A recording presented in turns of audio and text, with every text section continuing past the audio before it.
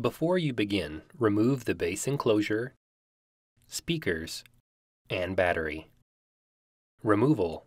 Use minimal force to lift the locking bar up on the touchpad ZIF connector and disconnect the touchpad ribbon cable from the touchpad board. Remove the four 3mm P1 Phillips head screws that secure the touchpad bracket to the top cover. Lift the touchpad bracket off of the alignment pins on the top cover and remove. Remove the three 2mm P1 Phillips broadhead screws that secure the touchpad board to the top cover. Lift the touchpad board off of the alignment pins on the top cover and remove.